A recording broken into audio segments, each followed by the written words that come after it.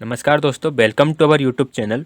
आज हम रिव्यू करने वाले हैं एक सीडीपी की बुक का जो लिखी गई है प्रतीक सेवालिक सर के द्वारा।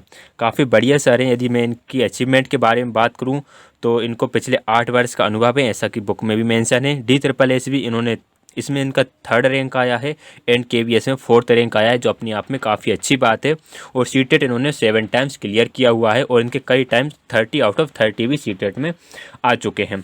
तो काफ़ी बढ़िया सारे देखते हैं कि इन्होंने बुक कैसी क्या लिखी। हालांकि मैंने बुक को पूरा स्टडी कर लिया है और प्लीज़ इस बुक के PDF की डिमांड मत कीजिएगा, बिकॉज़ ये बुक मेरे पास सिर्फ कुछ टाइम के लिए आई है, ओनली रीडिंग करने के लिए, और किसी तरह का मैं प्रमोशन नहीं कर रहा हूँ। ठीक है, मैं बस बुक के बारे में आप लोगों को बताना चाह रहा हूँ कि इस बुक में क्या है क्या नहीं है। ठीक है, तो किसी टाइप का ये कोई प्रमोशन नहीं है, ये जस्ट मैं बताने वाला हूँ कि जो व्यक्ति बुक लेने जा रहे हो या जो भी स्टूडेंट बुक खरीद रहे हो तो एक बार वो देख लें कि किस किस तरह की बुक है।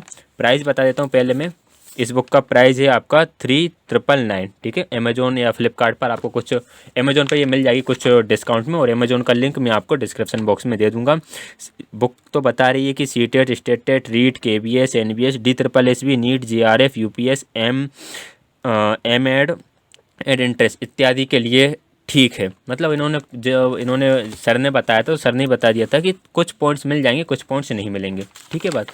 तो अलावा इससे पहले मैं CDP विथ हिमांशी सिंह इसका रिव्यू कर चुका हूँ, और मनोवैज्ञानिक bye Deepak Kumar, psychology bye Deepak Kumar, इसका भी रिव्यू कर चुका हूँ। ठीक है, ये जो दीपक सर की बुक है ये बाइलिंगुअल प्रोवाइड है, हिंदी इंग्लिश दोनों में है। हिमांशी एम की जो CDP वाली बुक है ये ओनली इंग्लिश में है, और जो आपके प्रतीक सर की बुक है ये बाइलिंगुअल है, हिंदी में भी मिल जाएगी और आपको इंग्लिश में भी मिल जाएगी। आप जिस तरह से पढ़ना चाहो उस लैंग्वेज में इसको परचेस कर सकते हो। प्राइस दोनों। मैंने भी बुक को स्टडी करा तो मुझे लगा कि कुछ पॉइंट ऐसे हैं कि जो छूटे हुए हैं। हालांकि उन्होंने बोला है सेकंड पार्ट आएगा उसमें वो उन पॉइंट्स को कवर करेंगे, लेकिन कुछ पॉइंट्स इतने बेसिक्स थे कि उनको रखना चाहिए था। बट हम देखेंगे कि क्या क्या है उस बुक में, क्योंकि पूरा रिव्यू किए बिना हम ये नहीं बता सकते कि बुक अच्छी है या बुरी है। हालांकि बुक अच्छी ही रहने वाली है, और ये अभी हाल ही में प्रकाशित हुई है। तो यहाँ पे लिखा हुआ है 2020 में पहली बार प्रकाशित, हिंदी एंड इंग्लिश दोनों में ही मौजूद है। ये आपकी प्रस्तावना हो जाती है, स्वीकृति हो गई एंड अस्वीकृति हो गई। यहाँ पर अब हम बात कर लेते हैं विषय सूची के बारे में कि विषय सूची के रूप में इसमें क्या क्या है। इसमें सबसे पहले लिखा है विकास, बाल विकास की आधारभूत बातें, बाल विकास की अवस्थाएं, आनुवांशिकता एवं परिवेश का विकास पर प्रभाव। और इसी तरीके से आप देखते जाओगे कि सारे टॉपिक्स आपको मिल जाएंगे। अच्छा, एक बहुत अच्छी बात जो मुझे इस बुक की लगी, जिसके लिए मैं इस बुक को अप्रिशिएट करूंगा, हालांकि कुछ कमियां तो हर जगह होती हैं लेकिन कुछ अच्छाइयां भी होती हैं। तो पहले हम अच्छाइयों को देख लेते हैं, क्योंकि लोग तो कमियों को ही ज़्यादा देखते हैं, लेकिन हम अच्छाइयों को देखेंगे। सबसे अच्छी बात इस बुक की ये है कि हर टॉपिक के बाद इसमें प्रैक्टिस क्वेश्चन हैं। ठीक है बात, हर टॉपिक के बाद आपको यहाँ पर कुछ प्रैक्टिस क्वेश्चंस मिल जाएंगे। इसमें 12 क्वेश्चन से आगे फिर आपका विकास की अवस्था आया, आप विकास की अवस्था रीड करोगे, फिर विकास की अवस्था से रिलेटेड आपको 10 से 12 क्वेश्चंस मिल जाएंगे। अनुवांशिकता एवं परिवेश का विकास पर प्रभाव पड़ोगे, इसके बाद फिर आपको प्रैक्टिस क्वेश्चंस मिल जाएंगे, और इसके प्रैक्टिस क्वेश्चंस थोड़े से ज़्यादा हैं, यहाँ पर 16 से ज़्यादा क्वेश्चंस हैं। एंड आंसर की बात करूँ तो जो भी आप क्वेश्चंस करोगे सभी की आंसर की यहाँ पर लास्ट में दी हुई है। हम देख लेते हैं यहाँ पर, ये देखिए यहाँ पर आंसर की दी हुई है सभी की, तो यहाँ से आप अपने आंसर्स मैच कर सकते हैं। मीन्स आंसर की आपको सबसे लास्ट में ही मिलेगी। और आंसर की से देख लेते हैं हम टोटल टॉपिक कितने हैं। तो टोटल इन्होंने 41 टॉपिक्स में इस बुक को 42 टॉपिक्स में इस बुक को कवर करा है। ठीक है, अब थोड़ा सा और ज़्यादा डिटेल में बुक का रिव्यू देखेंगे। तो ये तो आपका बाल विकास हुआ। बाल विकास के बाद क्या आता है इसमें देखते हैं, बच्चे का सामाजिकरण, जो कि सीटेट में काफ़ी ज़्यादा यहाँ से क्वेश्चंस आ जाते हैं। बच्चे के सामाजिकरण से, विकास से भी क्वेश्चंस आते हैं, सामाजिकरण से भी आएंगे। तो ये कुछ सामाजिकरण के बारे में लिखा हुआ है कि कौन सी अवस्था में बच्चे का सामाजिकरण किस तरह से होगा। इसके बाद अगेन प्रैक्टिस क्वेश्चन के बाद इसमें 20 प्रैक्टिस क्वेश्चंस हो जाते हैं। फिर नेक्स्ट टॉपिक विकास के सिद्धांत, मतलब यदि आप बाल विकास ही देखोगे ना तो बाल विकास के ही बहुत सारे क्वेश्चंस मिल जाएंगे। ठीक है, आगे है बाल विकास का अध्ययन क्यों। भाई ये अध्ययन क्यों आवश्यक है, इससे रिलेटेड भी एग्जाम में क्वेश्चन आता है। फिर प्रैक्टिस क्वेश्चंस, प्याजे का सिद्धांत आ गया। अब प्याजे के सिद्धांत को भी इन्होंने एक पार्ट में समाप्त नहीं करा, पहले तो इसका कुछ बताया उन्होंने, जो स्कीमा वगैरह है, अनुकूलन है, आत्मसातीकरण है, इन सबको डिटेल में समझाया। उसके प्रैक्टिस क्वेश्चंस रखे। इसके बाद इन्होंने अगेन जो प्याजे के सिद्धांत की अवस्थाओं को उठाया, और अवस्थाओं से रिलेटेड जो क्वेश्चंस थे उन क्वेश्चंस को यहाँ पर रखा लास्ट में। ठीक है, प्रीवियस ईयर भी इंक्लूड हैं, और कुछ सर के उनकी तरफ से क्वेश्चंस भी इंक्लूड हैं, जो कि एक काफ़ी अच्छी बात हो जाती है। पियाजे के बाद फिर पियाजे के का सिद्धांत और शिक्षा व आलोचना। अब भाई क्रिटिसाइज तो करा ही होगा किसी ना किसी वजह से। इसके बाद फिर प्रैक्टिस क्वेश्चंस, मतलब क्वेश्चंस तो आपको भरकर मिलने वाले हैं, इतने प्रैक्टिस क्वेश्चंस मिलने वाले हैं, इनको यदि आपने लगा लिया तो जो टॉपिक आप इसमें से पढ़कर जाओगे उससे के क्वेश्चंस तो आपके छूटना ही नहीं है। फिर आपका वाइगोत्स्की का सिद्धांत आ जाता है। इस सिद्धांत को भी 2 से 3 पार्ट्स में कवर करा, वाइगोत्स्की का सिद्धांत, जेडपीडी व स्कोप फोल्डिंग। फिर आगे करा है इसको कवर, फिर वाइगोत्स्की का सिद्धांत, शिक्षा व आलोचनाएं। तो ये कुछ मुझे अच्छा लगा इस बुक में। लेकिन कमी क्या रही इस बुक की, चलिए इसके बाद भाषा और इसका विकास आ गया।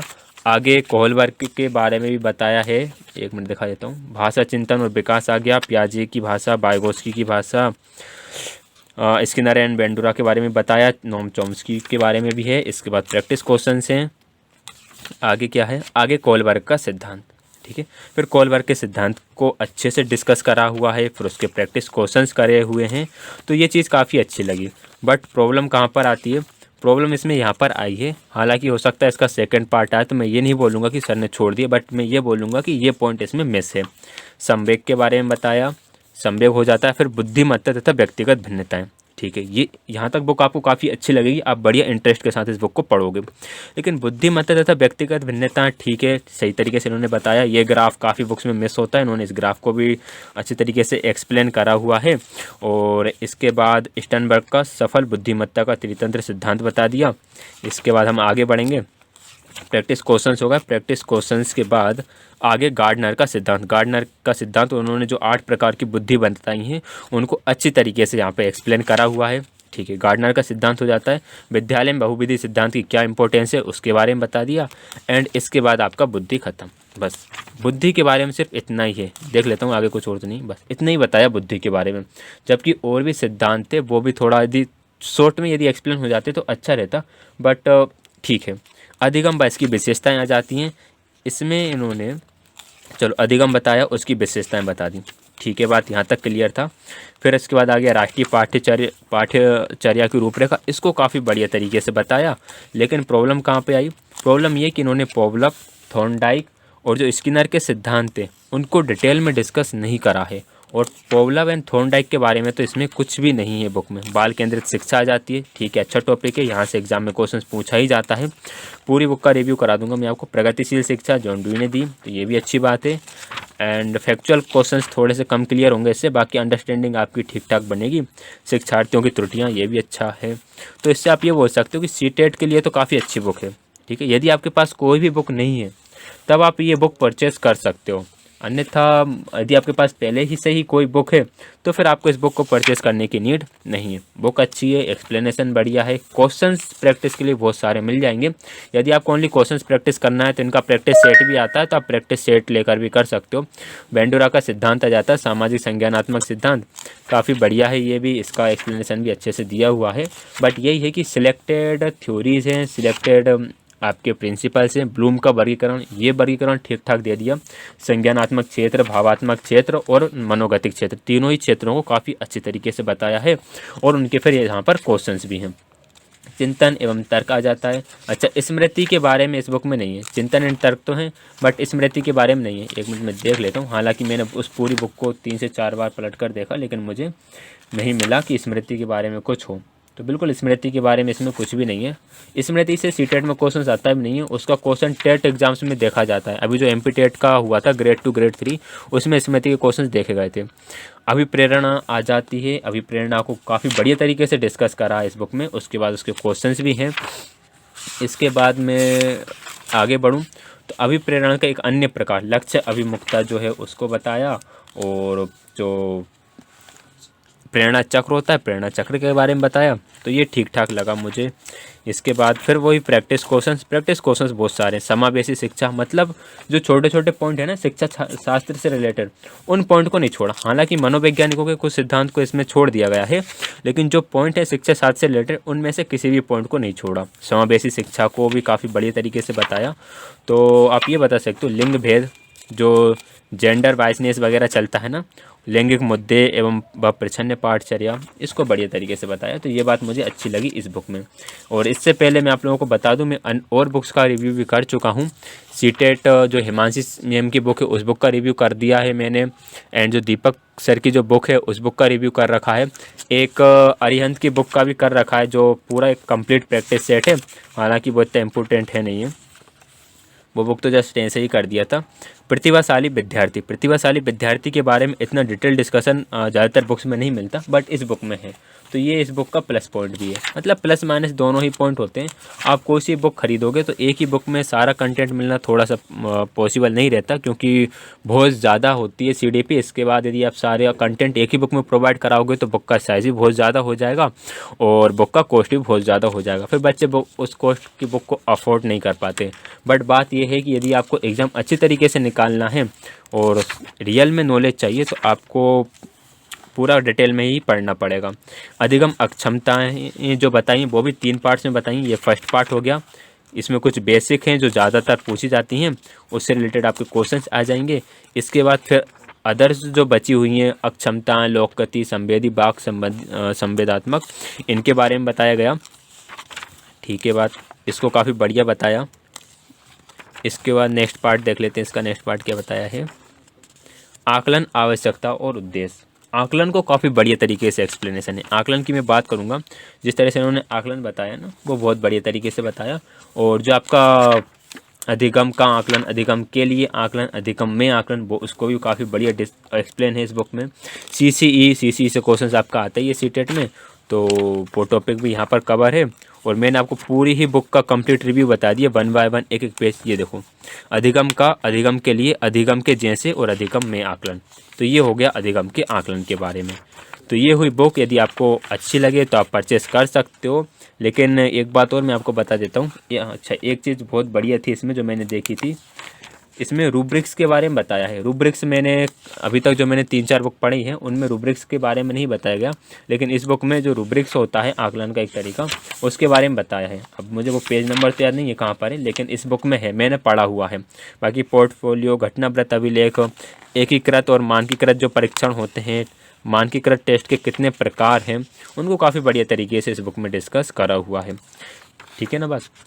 तो ये बुक का हुआ कंप्लीट रिव्यू। और ये आ जाती है आपकी आंसर शीट। आंसर शीट के बाद यहाँ पर लेखक के बारे में कुछ बताया गया है कि ये काफ़ी प्रसिद्ध लेखक है, इनके छात्रों के 60 आउट ऑफ 60 भी आए हैं और इनका कुछ रैंक वगैरह भी अच्छा रहा है। मैंने भी इनकी कुछ वीडियोज़ वगैरह देखी हैं यूट्यूब पर, काफ़ी बढ़िया एक्सप्लेन करते हैं और खुद का ऐप वगैरह भी चलता है इनका। मुझे सबसे अच्छी बात इस बुक की सिर्फ यही लगी कि इस बुक में क्वेश्चंस बहुत सारे हैं, क्योंकि बच्चों को प्रैक्टिस करने के लिए क्वेश्चंस नहीं बोलते हैं, क्वेश्चंस नहीं मिलते हैं। ठीक, जो दीपक कुमार सर की बुक का रिव्यू करा था मैं, 1 मिनट में वो बुक दिखा देता हूँ आपको, अभी इधर ही पास में रखिए मेरे। इस बुक का जो मैंने करा था, तो इस बुक में भी क्वेश्चंस आपको देखे थे। इस बुक को जब मैंने रिव्यू करा था तो मैंने आपको बताया था, हालांकि इस बुक को मैंने काफ़ी अच्छी तरीके से पढ़ रखा है, आप लोग देख ही सकते हो। ठीक है, इस बुक में भी क्वेश्चंस थे, लेकिन इस बुक में कुछ क्वेश्चंस ऐसे थे जो थोड़े से आउट ऑफ अंडरस्टैंडिंग थे। मतलब वो क्वेश्चन मुझे समझ में नहीं आए कि इस क्वेश्चन में सामने वाला कहना क्या चाह रहा है। बाकी प्रैक्टिस क्वेश्चंस के लिए बहुत अच्छे क्वेश्चन हैं। और आप ये बोल सकते हो कि अभी तक मैंने इस बुक को 3 से 4 बार रीड कर लिया। और इस बुक की बस एक जो वीक पॉइंट था वो ये था कि इसमें सिर्फ साइकोलॉजी है, इसमें शिक्षा शास्त्र बिल्कुल भी नहीं है। आपका एनसीएफ हो जाता है, सीसी हो जाता है, वैसा इसमें कुछ भी नहीं था।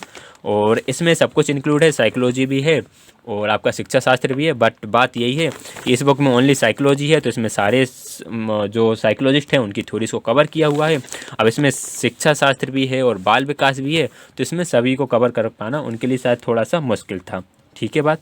तो ये हुआ इस बुक का रिव्यू। बुक आपको कैसी लगी आप कमेंट में बता सकते हैं, और ये आपके ऊपर डिपेंड करता है। आप चाहें तो बुक को परचेज़ करें, और यदि आपके पास पहले से कोई बुक है तो आप उसी बुक के थ्रू अपनी स्टडी को कंटिन्यू करें। ज़्यादा बुक लेने की ज़रूरत नहीं है, जो बुक है उसी बुक को अच्छी तरीके से पढ़ो, ये सही रहता है।